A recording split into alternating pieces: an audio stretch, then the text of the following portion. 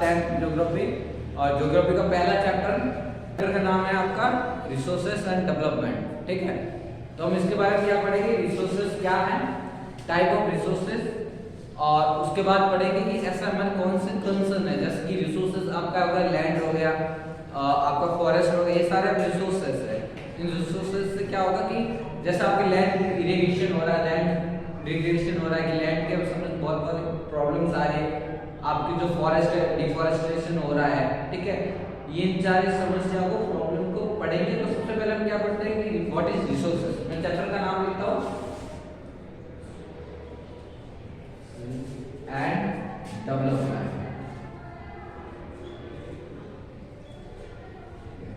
आप चैप्टर में देख सकते हैं एक साइड में आपका लिखा है रिसोर्सेज और अदर पार्ट लिखा है डेवलपमेंट। इसका जो चैप्टर का नाम लिखा, आपने कभी सोचा है कि चैप्टर का नाम ये क्यों है?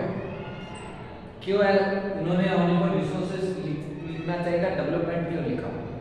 आपके मन में कहीं कहीं क्वेश्चन आ रहा होगा।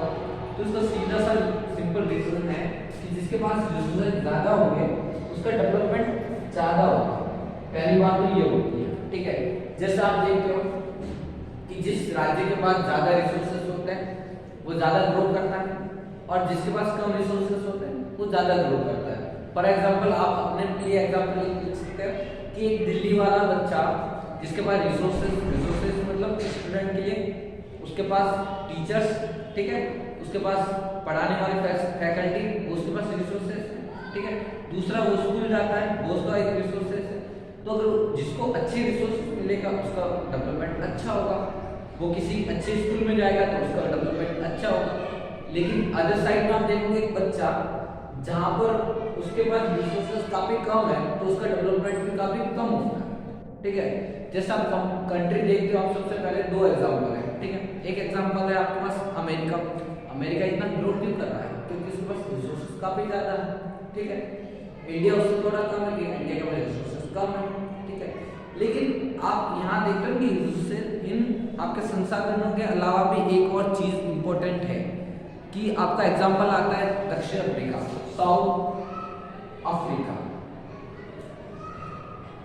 सबसे ज्यादा आपका हीरा या जिस ज्यादा रिसोर्सेज बोले तो अफ्रीका में है, लेकिन उसके बियॉन्ड भी वो इतना ग्रो क्यों नहीं करता? आप देखते हो सबसे ज्यादा पॉवर्टी का है, पॉवर्टी अफ्रीका में। सबसे ज्यादा क्या बोलते हैं क्राइम का है अफ्रीका में। तो रीजन क्या है? वहाँ पर रिसोर्सेज तो ज्यादा है पर डेवलपमेंट क्यों नहीं हुआ? और हमने तो बात की थी जब रिसोर्सेज सबसे ज्यादा होते हैं डेवलपमेंट ज्यादा होता है। तो इसका एक और रीजन है टेक्नोलॉजी। कि वहाँ पर टेक्नोलॉजी की कमी है। तो इसके कारण क्या होता है, जो इसको अंध महाद्वीप बोलते हैं। अंध महाद्वीप मतलब यहाँ पर है तो बहुत सारे रिसोर्सेस है, लेकिन जब अमेरिका ने यहाँ से बहुत सारे अपने लिए ले लिया, आपका जब कॉलोनियल जो उपनिवेशिक काल था उस टाइम आपके जो ब्रिटिशर्स थे उन्होंने अपने लिए ले लिया। स्पेन, पुर्तगाल, जितनी भी कंट्री है ना वो यहाँ से अपने लिए ले रहे हैं, उसको कुछ नहीं मिल रहा है। दूसरा एक और एग्जांपल देख सकते हैं जापान। जापान का आपने एग्जांपल देखा। जापान का एग्जांपल क्या है कि जापान के पास रिसोर्सेज काफी कम है बट उसके पास टेक्नोलॉजी काफी हाई है ना। तो इसलिए आप दो चीज देख सकते हो कि resources primary condition but technology भी इसमें कहीं ना कहीं डेवलपमेंट में काफी हाथ रहता है। ठीक है, सबसे पहले अब ये इंट्रोडक्शन है बेस इसका। अब हम बात करते हैं डेफिनेशन रिसोर्सेज।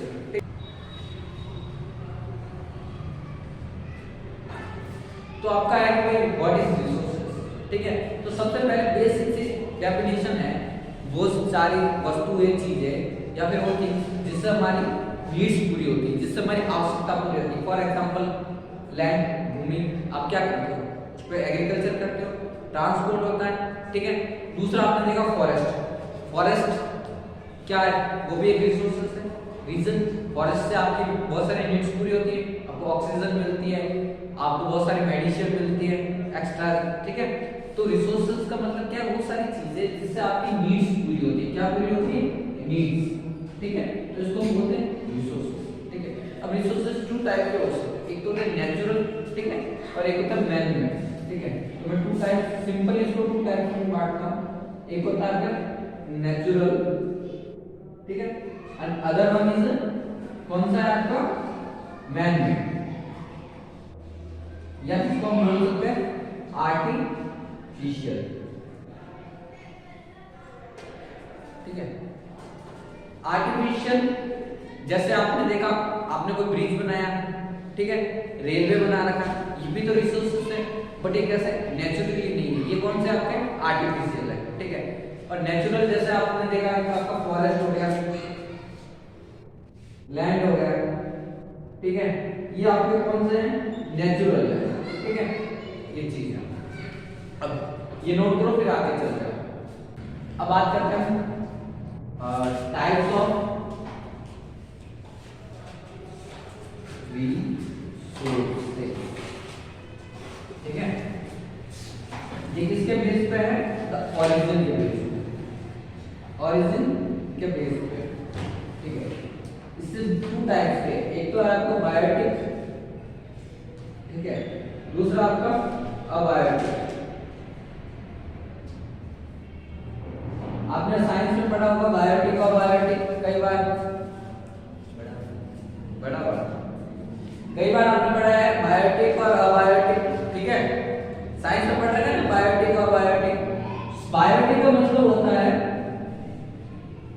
जिसमें जीव होता है, फॉर एग्जांपल जिसमें लाइफ होती है, एक तरीके से हम बोल सकते हैं लिविंग पार्ट है। फॉर एग्जांपल फिश हो गया आपका, ठीक है, फिश आप मीट के लिए यूज करते हो, एक रिसोर्सेस है, ये कौन सा है बायोटिक वाला। ठीक है, दूसरा है आपका अबायोटिक। अबायोटिक मतलब, ठीक है, इसको मैं थोड़ा सा बड़ा करके लिखता हूं, अबायोटिक।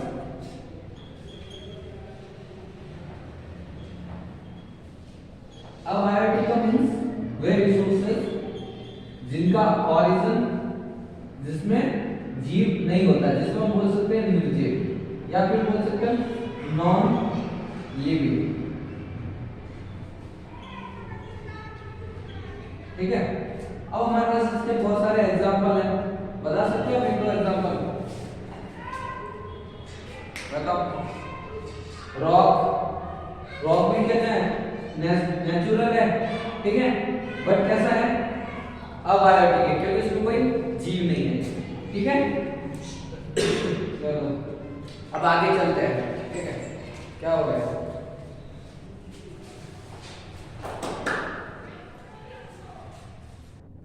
ओके, बाद में नोट कर लेना इसको। अब दूसरा है आपका basis of ownership, on basis of ownership.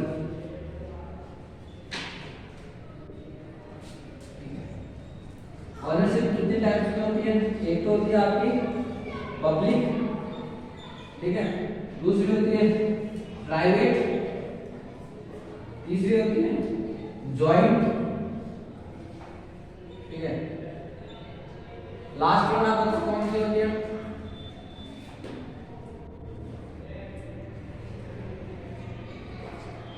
क्या होगा, नेशनल, नेशनल। प्राइवेट को आप लिख सकते हैं जॉइंट का, कम्युनिटी वाला भी लिख सकते हैं, जैसे कि आपने गांव में देख रखा है चारागाह होते हैं, बहुत सारे ऐसी चीजें होती हैं जिसको आप सारी कम्युनिटी यूज करती है। ठीक है,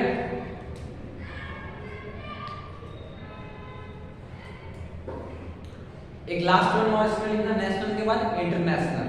आप सोचोगे इंटरनेशनल क्या है, किस तरफ से होता है, तो इंटरनेशनल के लिए क्या है, जैसे कि पहले हम इंटरनेशनल बात करते हैं, फिर नेशनल बात करते हैं, फिर पीछे आगे बात करते हैं। इंटरनेशनल की जैसे आपने कई बार सुना होगा, जैसे ये भारत है, ठीक है, मैं आपको थोड़ा बड़ा करके फिर बताता हूँ।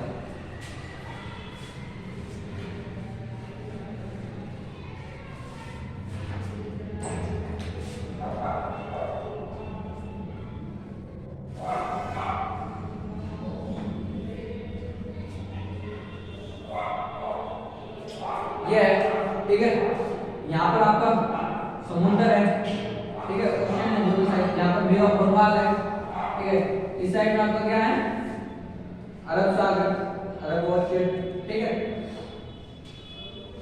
तो क्या होता है कि कई बार दो कंट्री के बीच में, इंटरनेशनल बीच में, वहां पर क्या, जैसे ये है आपका नीचे, तो यहाँ पर, यहाँ तक तो इंडिया का अपनी एरिया होगा, ठीक है, ये तो आपका लैंड है, तो यहाँ का ऑब्वियसली इंडिया का पार्ट होगा, ठीक है।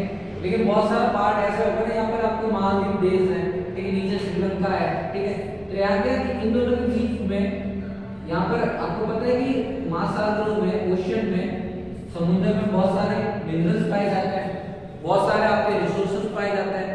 तो उनका ऑक्यूपाई कौन करेगा? एक कंट्री बोलेगा उसका मैं करूंगा, दूसरी कंट्री बोलती है मैं करता हूँ, ठीक है। तो वो क्या होता है, इंटरनेशनल होते हैं, उनका दोनों कंट्री, उनका एक पार्ट होता है कि अपनी जो कोस्टल एरिया होता है ना, उस लैंड से एक पर्टिकुलर डिस्टेंस पे होता है कि इस डिस्टेंस के बीच में जो भी आएगा वो रिसोर्सेज कौन सी कंट्री करेगी। फॉर एग्जांपल यहाँ पर 12 मील ले रखा है, तो इस मील में जितना भी रिसोर्सेज होगा वो कौन करेगा, वो इंडिया ऑक्युपाई करेगा। वैसे इंडिया की लैंड पर है नहीं, बट ये कौन सा होगा, इंटरनेशनल हो गया, ठीक है। फिर पढ़ते हैं इंडिविजुअल। इंडिविजुअल मतलब जैसे आपने खुद ने अपने लिए कुछ बनाया है तो आपका खुद का होगा, ठीक है। जैसे मतलब किसी के पास अपनी पेन होती है, वो रिसोर्सेज क्या होता है, उसका खुद का होता है, कोई और यूज नहीं कर सकता है, ठीक है। दूसरा होता है कम्युनिटी। कम्युनिटी को आप ऐसे मान सकते हैं कि गांव में आपने देखा है, बहुत सारे गांव में देखा है कि चलो इसको मिटा देता हूँ। कम्युनिटी में क्या होता है, फिर देखते हैं।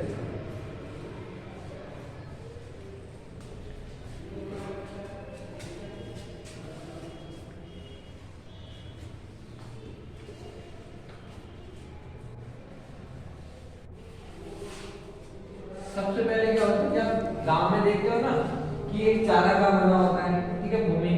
दूसरा आपका स्कूल्स बना होता है, ठीक है। ये क्या है, कम्युनिटी है। वहां पर एक पर्टिकुलर आदमी मंदिर बना होगा कुछ गांव का, ठीक है। वो क्या हो गया, वहां पर एक जन जाकर थोड़ी बोल सकता है कि मेरा खुद का है, उस पूरी कम्युनिटी का है ना, जिन जिन कम्युनिटी का है वो उसको यूज कर सकते हैं, ठीक है। इसको नोट करो आप।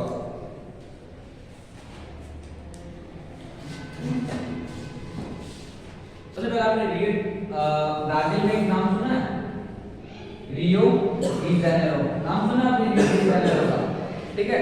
क्या हुआ था वहां पर, बाय एक अर्थ समिट हुआ था आपको, री बी जेनेरो। यहाँ पर क्या होता है, एक अर्थ समिट हुआ था, उस समिट में क्या हुआ था,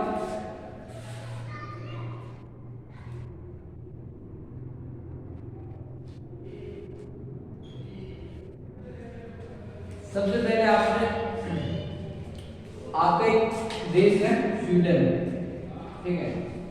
स्वीडन ने सबसे पहले क्या किया था कि उस टाइम बहुत सारे आपके जो, ठीक है, आपके जैसे कि बहुत सारे आपके रिसोर्सेज पैक हो रहे थे, मतलब जैसे लैंड है, लैंड प्रॉब्लम आ रही थी, आपका डिफॉरेस्टेशन हो रहा था, आपका पूरा जो पर्यावरण है, जो एनवायरनमेंट है, वो काफी ज्यादा नुकसान दे रहा था। तो फिर पूरे संसार जितने भी जो कंट्रीज थे उनको कंसर्न होने लगी कि चिंता जाहिर की कि कैसे इसको ठीक कर सकते हैं, किस प्रकार इसको ठीक किया जाए। तो सबसे पहले उन्होंने एक आपकी रिपोर्ट निकाली, ठीक है, जिसको बोलते हैं ब्रूटलैंड आयोग की एक रिपोर्ट निकाली, ठीक है। फिर आपका एक दूसरा आप लिखना यहाँ पर, स्टॉक होम में एक जगह है, वहां पर एक समिट हुई थी, ठीक है। वो हुई थी आपकी 5 जून 1972 में, ठीक है। इंग्लिश में लिखो, 5 जून, ठीक है, 1972, ठीक है। उसके बाद में क्या हुआ कि आपने जब देखते हो आपका जो पर्यावरण दिवस है, वर्ल्ड एनवायरमेंट दिवस, वो कब मनाया जाता है, 5 तारीख को मनाया जाता है। उसका रीजन है कि ये जो आपका समिट हुआ था, इसी को इंपॉर्टेंस देने के लिए आपका जो वर्ल्ड एनवायरमेंट डे मनाया जाता है, ठीक है। यहाँ तक समझ में आता है। अब हम पढ़ते हैं sustainable development. What is sustainable development and why we need it, ठीक है। उसमें आपने इसके बारे में बहुत कुछ पढ़ा होगा कि सस्टेनेबल डेवलपमेंट बात भी करते हैं, हर बार, हर जब भी मीटिंग होती है हमारे प्राइम मिनिस्टर इसके बारे में बात करते हैं, sustainable development why it's important, why it's necessary, what is sustainable development. तो बेसिकली ये है कि आज हम क्या करेंगे, हमारी जो अपने लालच के लिए हम जंगलों को काट रहे हैं, लैंड में ज्यादा प्रोडक्शन कर रहे हैं, हम चाह रहे हैं अपनी पेट भर अपनी आवश्यकता पूरी हो, लेकिन दूसरों अपनी जो आने वाली पीढ़ी है उसकी हमें कोई चिंता नहीं। ये पृथ्वी, ये जो अर्थ है, हमें एक दहेज के रूप में मिली कि हम उस पे अपनी आवश्यकताएं पूरी करें, लेकिन जो आने वाली जो नेक्स्ट जनरेशन है उसके लिए कुछ ना कुछ तो बचा है, ठीक है। तो हो गया सस्टेनेबल डेवलपमेंट। मतलब इट इज अ प्रोसेस, ये ऐसी प्रोसेस जिसमें आपको विकास तो करना है, आपको डेवलपमेंट तो करना है, बट कैसे, सस्टेनेबल, मतलब सस्टेन मतलब आगे भी रह सके उसके तरीके, ठीक है। तो उसमें एक चीज है, इसमें टाइप ऑफ डेवलपमेंट कैसा होगा, सस्टेन। सस्टेन मतलब वो आगे भी चलता रहे, ऐसा नहीं कि अब डेवलपमेंट हुआ लेकिन उसके बाद आने वाली जो जनरेशन है उसके लिए कुछ नहीं बचेगा, वहां पर पॉल्यूशन, ठीक है, के अलावा कुछ नहीं होगा, ठीक है। वहां पर आपकी जो सोसाइटी है, सोसाइटी दो भागों में डिवाइड हो जाएगी, एक अपर क्लास, लोअर क्लास, क्योंकि आपने डेवलपमेंट तो कर लिया है लेकिन नेक्स्ट जनरेशन को कुछ नहीं दिया। तो ये न्यू कॉन्सेप्ट है डेवलपमेंट का कि आपको डेवलपमेंट करना है बट एक नए तरीके से। अब जब इसके आगे एक और आया कि आपको डेवलपमेंट करना है लेकिन नेचर को साथ में रखना, ठीक है, समझ में आया यहाँ पर। अब इसका इंपॉर्टेंस क्यों, क्योंकि आपका जो एनवायरनमेंट को डिग्रेडेशन होने से बचाने के लिए, ठीक है। सेकंड आपका हो गया, क्या हो गया, सेकंड आपका है कि डेवलपमेंट को का इक्वल डिस्ट्रीब्यूट। इक्वल मतलब कि आप देखते हो कि डेवलपमेंट तो हो रहा है कंट्री का, लेकिन कुछ जैसे पर्टिकुलर एरिया का ही हो रहा है, सब जगह नहीं हो रहा। ये भी तो अच्छी बात नहीं है कि कुछ एरिया का हो सब जगह ना हो। तो ये उसकी सेकंड रिक्वायरमेंट है कि डेवलपमेंट हो वो कैसा हो, डिस्ट्रीब्यूट इक्वल हो, ठीक है। यहाँ तक आप नोट करो, ठीक है।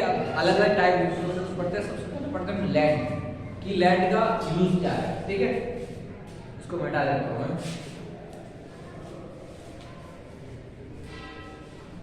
पढ़ते हैं लैंड, क्या लैंड का यूज क्या है। सबसे पहले आपने सुना होगा हम एग्रीकल्चर किस पे करते हैं, लैंड में, ठीक है। इसका एक तो और दूसरा है आपकी जो पॉपुलेशन होती है वो कहां पर रहती है, लैंड पे, ठीक है।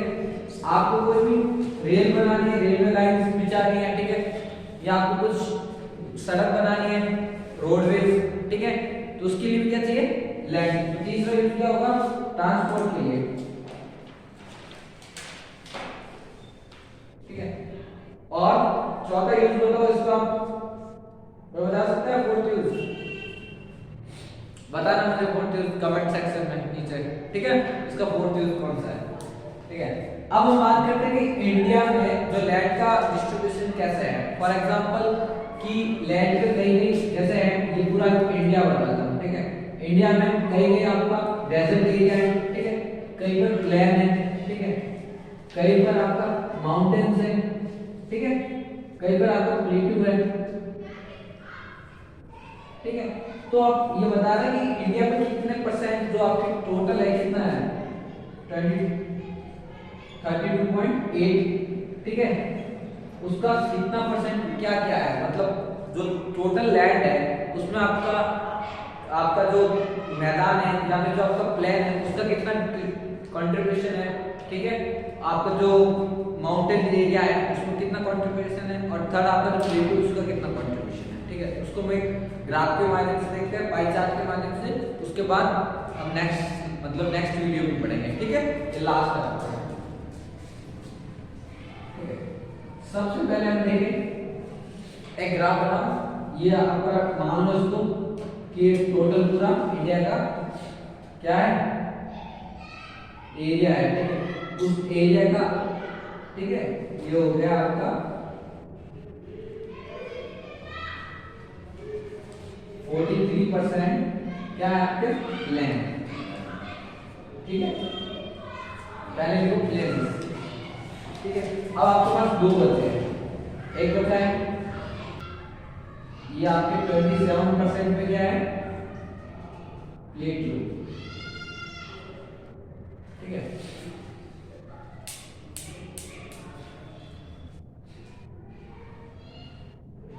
अब कितना बचा 43%, 27 कितना हो जाए 0 1 7।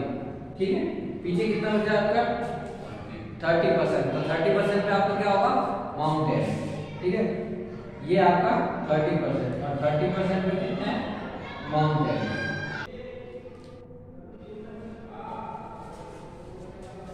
30%। ठीक है, तो अब आपसे क्वेश्चन पूछेगा कि जो इंडिया का जो लैंड है उस पर सबसे ज्यादा क्या कौन से किसका है परसेंट, तो 43% के साथ सबसे हाईएस्ट है लेन, मैदान आपके सबसे ज्यादा लैंड पे है। ठीक है, अब नेक्स्ट जो चैप्टर होगा उसको अगले वीडियो में पढ़ेंगे, तब तक बने रहिए।